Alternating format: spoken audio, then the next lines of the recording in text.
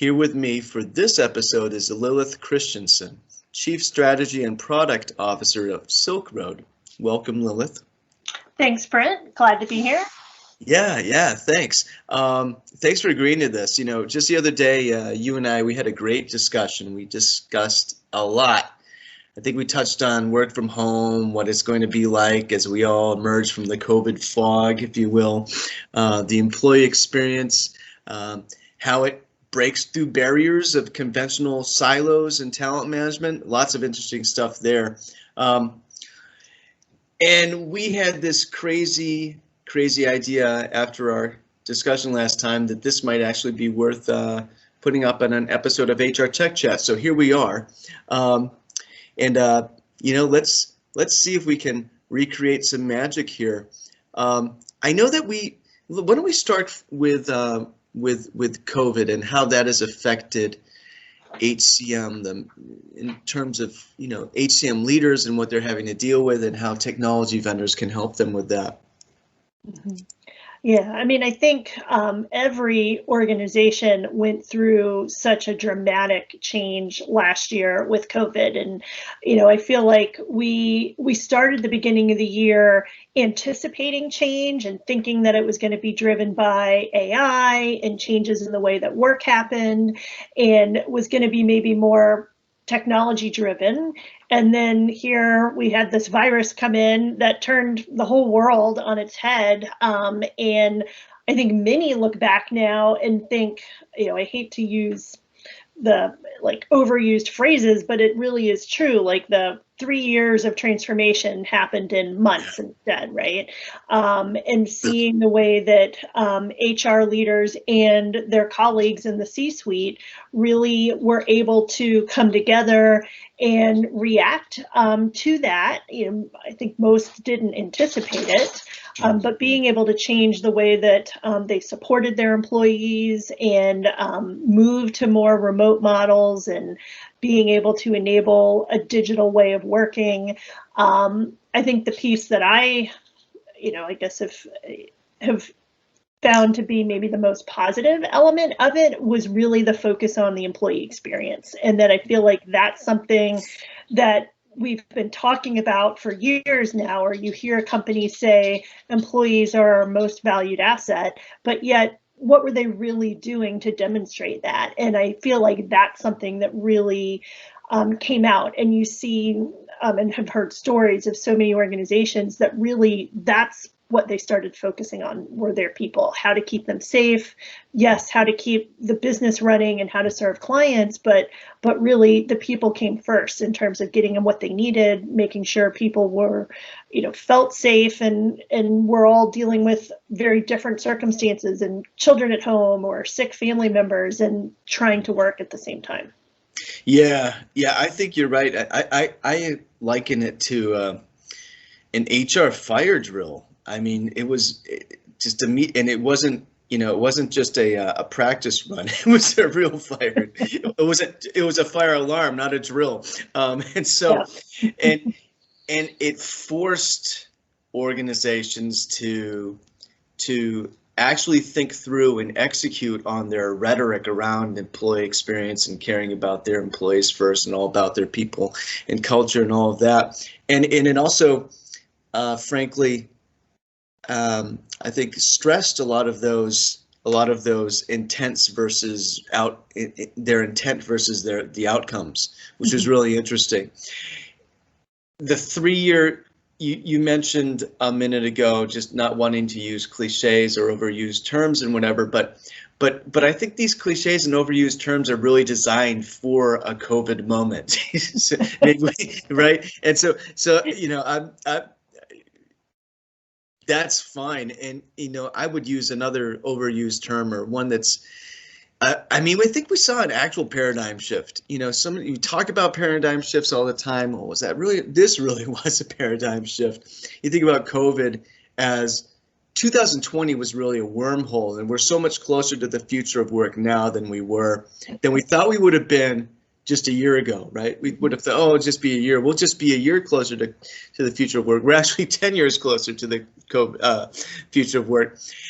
Now, you mentioned something that was now it's coming back to me from our previous conversation that was super interesting, because you guys at SilkRoad are really looking at this, I think, really intelligently and thinking about it in terms of, okay, COVID is sort of the mother of all emergencies, right?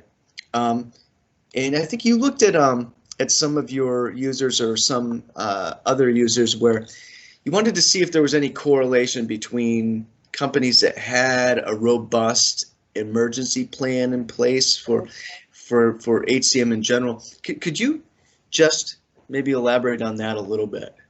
Sure, sure. What we were thinking about was reflecting on our own experiences and where we have offices and how we reacted, as well as those of our clients, that a hypothesis, I guess, really, that organizations that were located in places that had contingency plans in place for say, environmental driven emergencies, hurricanes, flood, gosh, we've had tons of fires and things like that these days too, but organizations that were located in places like that, say the Gulf Coast of the United States, that they had to have in place a plan should a hurricane come in. What's going to be our backup plan? What is our continuity of operations in order to ensure our people are taken care of and our clients are as well? And when we were putting in place some of our own procedures and thinking about how we could support our clients best, that's something that we relied on ourselves, having locations in those areas, that there was an ability to just enact it. We had already gone through the process and documenting what needed to happen when, and then even leveraging our own technology to enable that process. And so that's what we saw with some of our clients as well, located in areas like that they'd already kind of done some of the hard work, maybe for a different reason, but were able to rely on that as a starting point, or even something that got them halfway or more to where they needed to be to support people working from home, different locations, and have that continuity of operations still in place and working. Yeah, it makes sense, and it could be that this entire episode, extended year-long episode, has taught us maybe that we all need to have a contingency plan in place as organizations, not just if we're in, the Florida panhandle for hurricanes, or, Northern California for forest fires or something like this. That maybe that'll be one of the outcomes. This reminds me of a user that we were speaking with at 360 Insights just a couple of months ago, where she was coming in as, I think, chief people officer or chief culture officer, and it was in early March of last year, and she was hired, and she came on, and immediately she became, I think, director or vice president of corporate internal communications for the firm. Like, they just needed her to be that. Yeah. Right away. What is, and what are some of the ways, I think, that I'd be interested in hearing your thoughts on this? What are some of the ways that communication, like the role of communications in the organization can work better, or actually cross-train, like actually, sort of concrete examples with HCM, because it seems to be such a natural fit, but they're separate silos. Yeah, that's interesting, Brent. And I can feel for the woman coming into this new role, being ready to lead the people part of the business and the culture, and just the basic, almost when you think about it, it's like Maslow's hierarchy of needs, right? That the culture and those pieces are kind of that higher point in the pyramid, but that communication and just making sure basic needs were met, and how are we communicating that out to our people? It's no surprise that that's how her role shifted as a result of that. And I think communication is so critical in in supporting any type of change. And what I have seen in my experience is that organizations that often have the best cultures, that their employees are highly engaged, that I actually do see the HR and the communications piece being highly integrated, that it really is something that they're, if not one and the same, really teamed up, at the hip in order to not only make the decisions that are required for people and culture, but also communicate it in a really effective way. And keeping in mind, the people absorb information in different ways. We need to hear it multiple times in order to really believe it. There's a big barrier to change just as individuals. Even if you just look at inertia, it's harder to get moving and get going. So to have a strategic partner on the communication side that can think of what are the different messages that we need to hit, what are the different communication vehicles that we can utilize, how often do we need to reinforce these same messages, I think is really critical. And probably those organizations that, as companies are reflecting now on how they did, I bet it's an easy bet that those that really focus on the communications part of it are going to be seen as having fared better from their employees. Yeah, I think that's a pretty safe bet to make too. I totally agree with you. And I'd be really surprised if the companies that ended up sort of merging corporate communication, internal communication with HR, those where they worked more closely together by necessity because of this whole episode, I'd be very surprised that they would walk that back and then go back to separate silos. It just seems like once you come together like that, you're not going to, split afterward. It just seems that makes sense. Yeah.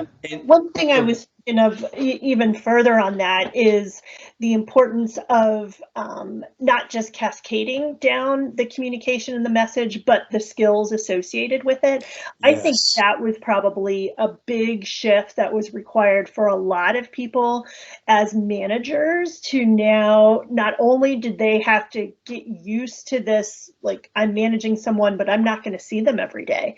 And when you're used to being able to wander by someone's desk and that was the way you could check in on them and see how things were going, or you bump into each other in the the cafe or the lunchroom in your office, that all of those opportunities for more organic communication went away. And I think there was a real need on the part of organizations to support their managers and helping them to now have more structured conversations, because that was the only way to do it, or add structure in the form of regularly having one-on-ones and helping to coach managers around, well, what should you talk about? And in fact, it's okay to spend the first 10 minutes just talking. How's it going? How are your kids? How's your family? How are you coping with this?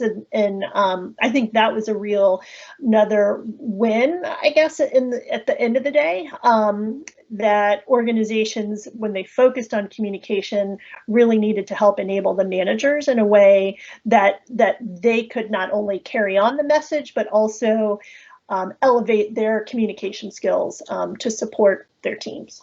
Yeah, because not just one-to-many communication of, corporate to the entire workforce, but it's also that peer-to-peer, manager to individual employee, or within a meeting context, communication. Absolutely, and that needs to be facilitated and as smooth as possible.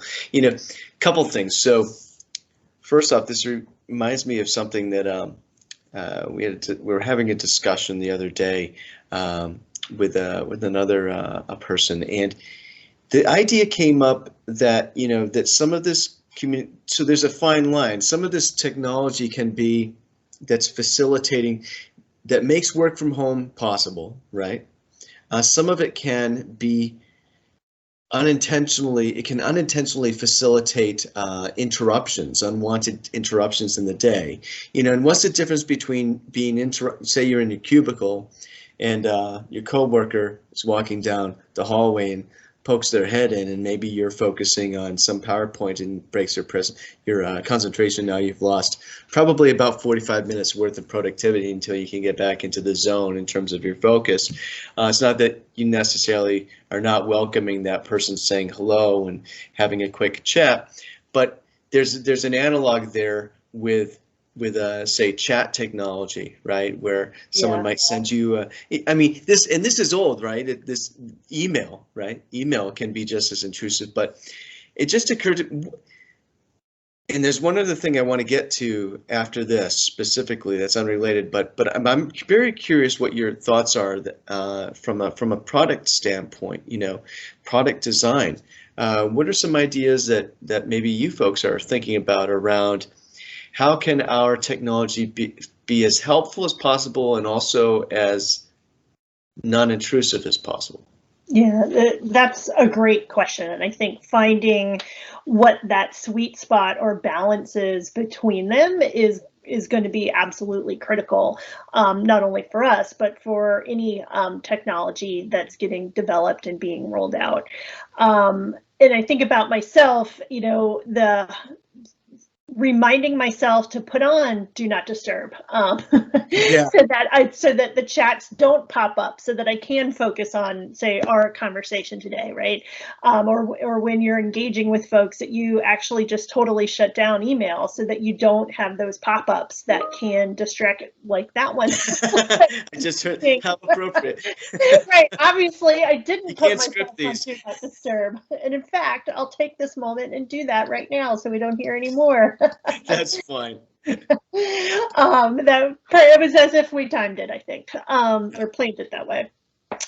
So for us, when it comes to, what are we thinking about to strike that right balance, I do think it's around being integrated with the work tools that people are using on a regular basis. So whether that means being able to engage with learning, while you're in the middle of a project and you encounter something that you maybe don't know quite where to go next, or the answer to something, just like people might go to Google quickly and do that to search to inform their knowledge base in order to kind of move forward on something, that we can do that same kind of thing when it comes to learning, and being able to access a variety of data and information that can be accessed at the moment in time where someone just needs it, that just-in-time piece. So that's one aspect that we're looking at. Another one is kind of ties to what we talked about a few minutes ago around the manager piece.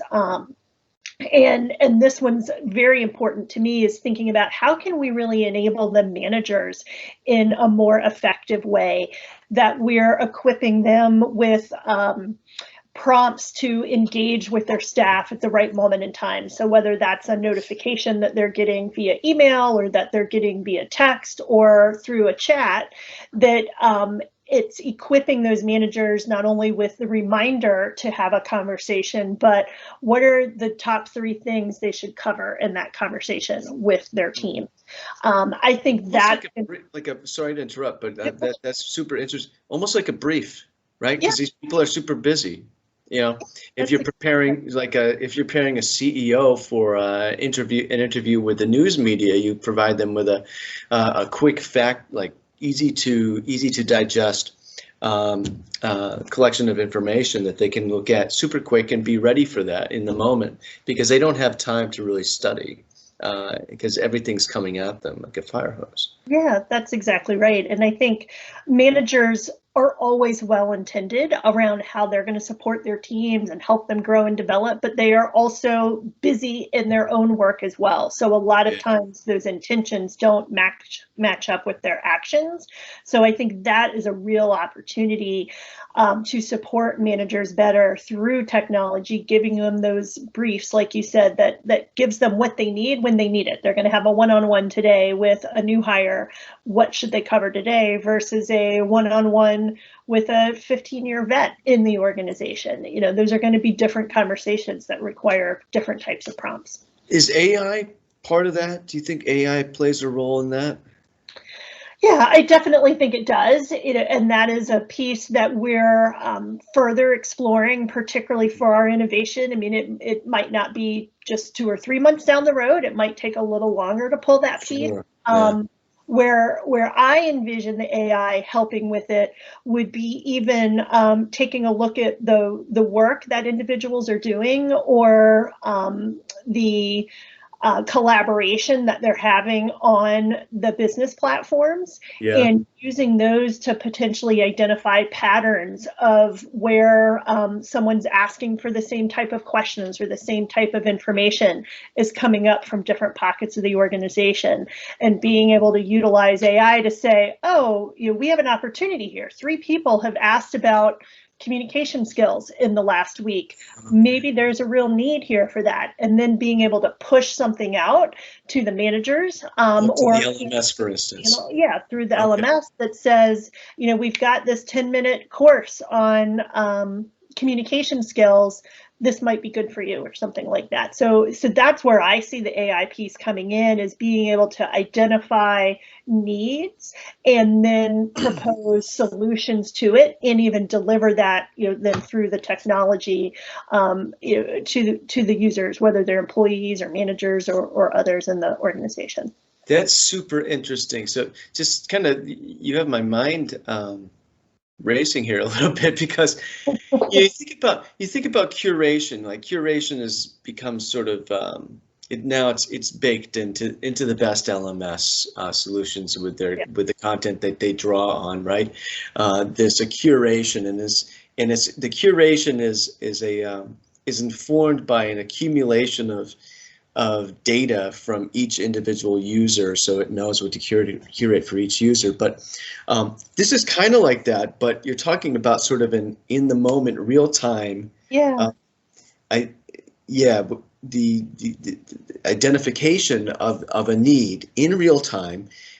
It's almost like, it's kind of like curation, like a one-shot curation, and it pushes it out to those folks and maybe others. And you're also talking about NLP in a way, right? There's, because that natural language processing is applied to that, company-wide.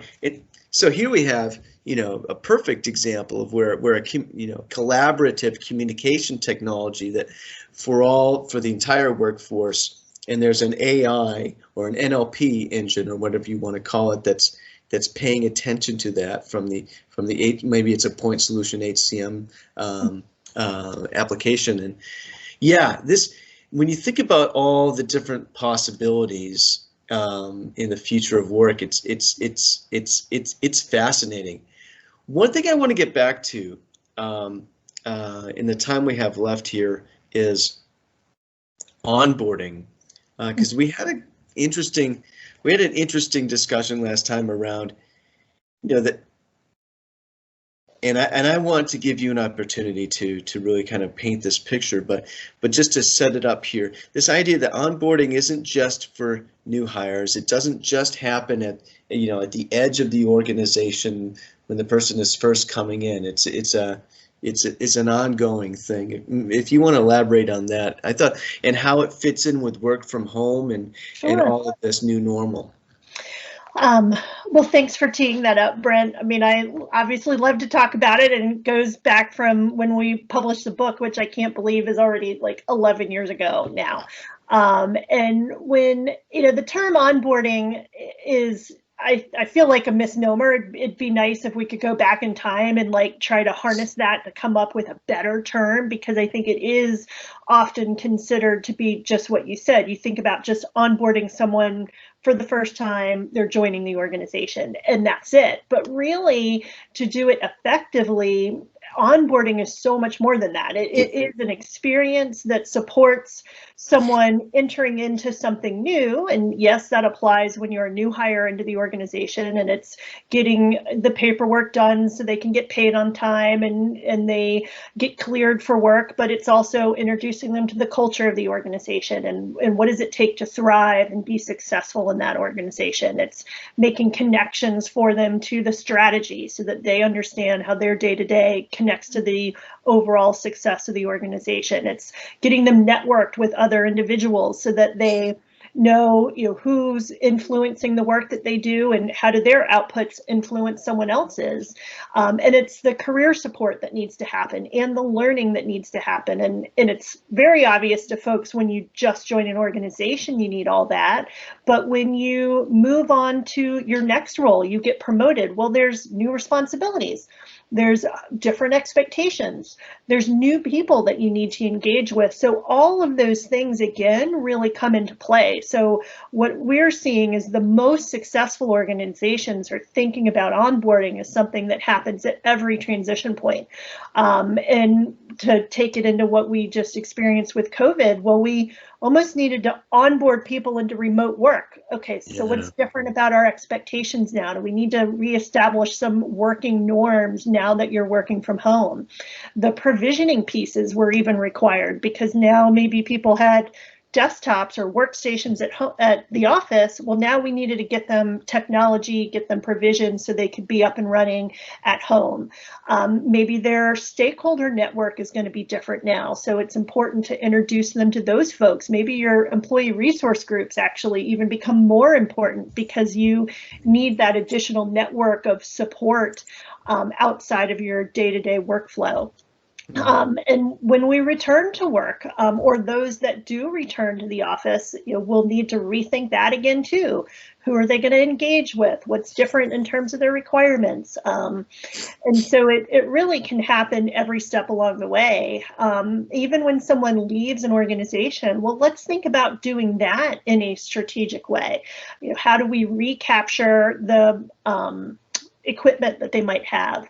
Let's take care of knowledge transfer, and then let's set them up for success when they are alumni, that they might refer other people back to the organization. Let's connect them with a network that keeps them aware of what's going on in terms of our strategy, that maybe they become a future customer or boomerang back again themselves. Each one of those transition points along the employee life cycle is an opportunity to onboard someone into that role. And with that kind of care and attention, they're going to be more successful in the role. They're going to be more engaged, and that's beneficial to them and, of course, the organization as well.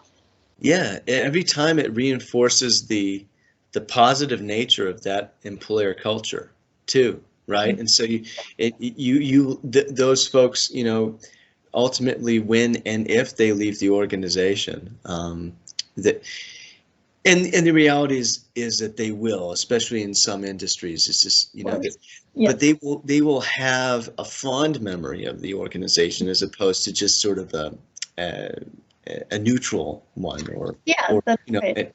Even a neutral one is even almost as bad as a bad one, right? Because there's no real goodwill there. It's just no bad feelings, but just nothing, sort of. Yeah. So I think that yeah, sorry. But there's one other thing that this reminds me of that was super interesting from the last call, and it fits into this because. Yeah, what would be a better term for onboarding? And we may or may not, happen upon it in the next couple of minutes. But it also fits into employee experience, right? What's a better term? Because employee experience, I think, is better. I think we can agree. You and I think we agree, and I think others will too. This a better term than talent management. Talent management was better than human capital management, which was better than HR. Right, in terms of really capturing the true essence of what we're trying to do in this profession. But what do you think? Yeah, what are some other terms that might be used in place of employee experience or even onboarding? Pick one or the other. Yeah, I mean, I do, as you just said, Brent, the experience piece I think is super important and is a word that I think better encompasses what we're talking about here, because to me, the experience will include the process piece of it. The experience also includes the technology that helps deliver and influence aspects of how you experience it. And it's, the onboarding piece just always seems to many times be relegated to just be that administrative pieces and the provisioning pieces and maybe orientation. But orientation is really just a moment in time, right? You can get oriented to your role and expectations, but then you're living it and experiencing and growing and developing from there. Gosh, I don't know. We're going to have It's to a keep working tough on one. it, right? It's a tough one, but I do like employee experience a whole lot better, and thinking about how to enable that experience, or There's activate optimism. that experience. Activate. I like activate. You know, employee activation. I like that term a lot. Yeah, and then even thinking maybe it's not employee, it's talent or something else more broad, right? We have so many different types of workers these days, contingent workers and folks that are on flex schedules. I think we do want to be even more inclusive than just employee. Yeah, yeah. Activation is a good one because it really gets to the nut of it. You know, what is that the organization and the talent both need to be successful in the next thing. Yeah. That's super interesting. Thank you so much. I mean, this has just been a fantastic conversation. I think we did recapture the magic, absolutely. And I just want to thank you, Lilith, for taking the time to join us for HR Tech Chat. Well, thanks, Brent. I enjoyed it a lot. Hope to come back again sometime soon. Absolutely, would love to have you.